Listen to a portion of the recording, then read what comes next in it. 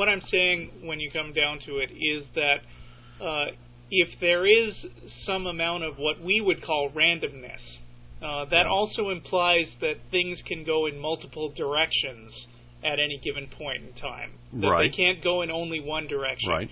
And to me, that is a necessary but not sufficient condition for free will existing. Right. How because about that? because if your choice is determined by a random thing, then how can you call it yours if it's random? I mean, how can you claim credit? You are not now agreeing with what Russell just said. Oh, okay.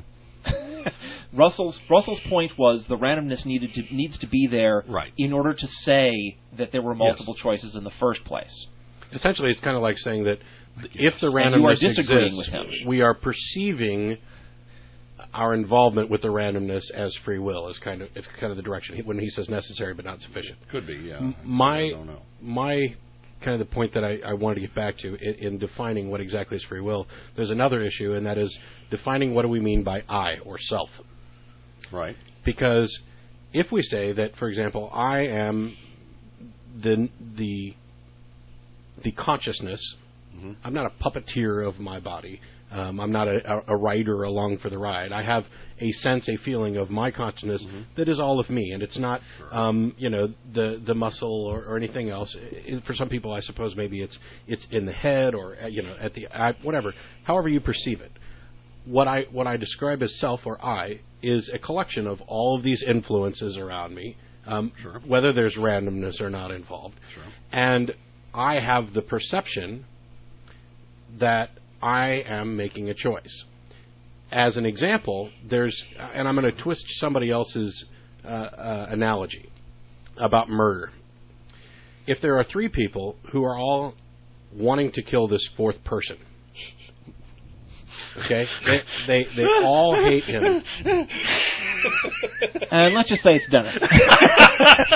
Let's just call him DL. Okay. Yeah. All right. Let's say that all three of us want to kill Dennis. Okay. And Russell wants to kill you and places a slow-acting poison in your drink and ensures that you drink it. Good God, where is this argument going? And I have a gun. Okay. And I'm going to shoot you, so I'm following you and tracking you. And all right. Jeff leads you up to the top of a tall building. And he goes to push you off, and as he does so, I shoot you in the head and you die. Who killed you? Right. And what about the slow-acting poison? the slow-acting poison, Russell? Kills me at that moment. No. He had already ingested the slow-acting poison. Oh, so he was gonna die anyway. So which one of us killed you? I have no idea. Well, technically... Probably I'd say the bullet to the head. Technically, I would be responsible because the bullet was the most proximate cause of your death. Right. However, which one of us would be guilty of murder? All three of us. Sure. Because we had intent and took the action necessary to kill you. Yeah. It's Russell. You would have died from Russell if Jeff hadn't intervened, and you would have died from Jeff pushing you. Okay. So there you have a number of causes which are all sufficient to produce the result, but only one of them actually produced the end result. Okay. Now, if I take and consider myself as the sum total of all of the influences upon me, and whatever other factors there are, there's also an additional issue with consciousness. Whether it's, for example, an emergent phenomenon of the brain, there is a sense of me as an entity as one of the contributors. Now, whether or not that's an illusion or not, we talked about earlier, it really doesn't matter. We can't really tell for sure to the individual. But there's that sense where I am making that decision. It doesn't matter to me whether I'm being fooled into thinking I'm making that decision because that sensation is also the result of like an analysis of those factors, or if I'm actually making the decision. I think by going with this mechanistic, there's only one possible answer, that you don't just eliminate this notion of free will, which for most people would say that they do experience. You also eliminate the notion of consciousness because it becomes irrelevant. It becomes discarded in much the same way that, well, I'm obviously not a puppet being controlled from external forces, and I'm not a passenger along for the ride.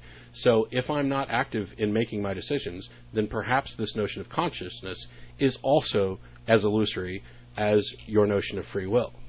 And while it may or may not be true, I think it still falls into the category of not only can I not distinguish that, my personal experience is that it feels differently, and for all practical utilitarian purposes, it's worthwhile for all of us to behave and think, and we do. Even the people who go for hard determinism, who sign off on nihilistic things and fatalism, they don't do that all the time.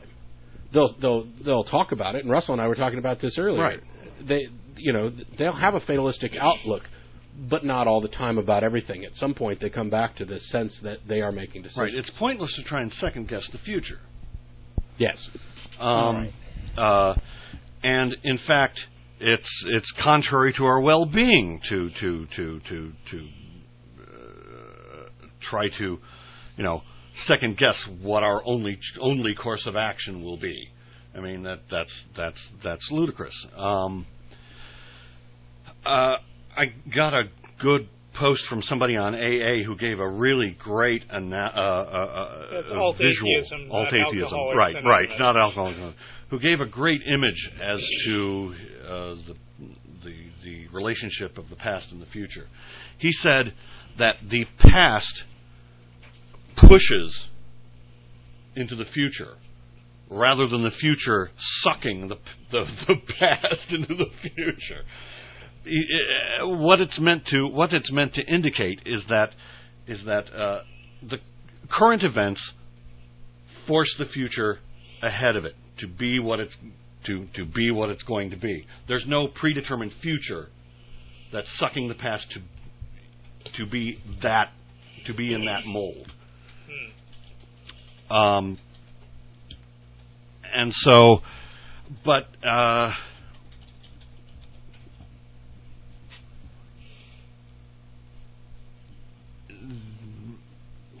where am I going from here? I don't know. May I step in? Go ahead. Okay. Yeah. Yeah. We're running out of time? Okay. All right. Well, we ran out of time. Oh, yeah, I know. Yeah, we're going over. You got the bonus plan. I'm going to step in. We'll probably go another half hour. I hope not. Oh, wow, he's serious. I think we're all ready to wrap up, actually. But okay. Well. Okay, go ahead. Okay, have your say. Leave if you need to. Okay. I share Daniel Dennett's stance. I've adopted Daniel Dennett's stance on free will because I agree with it. He is a compatibilist. The compatibilist view of free will is that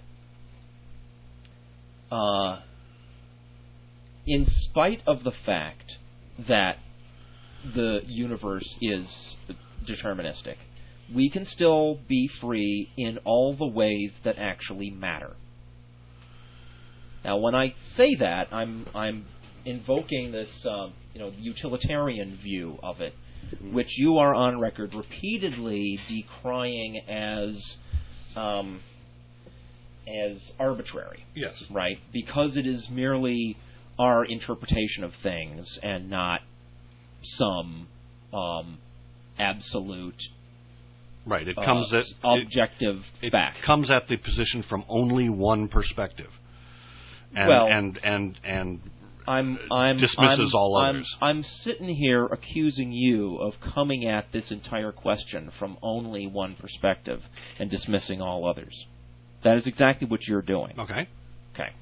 But somehow you decry that behavior from everybody that argues in favor of free will, but you do exactly the same thing.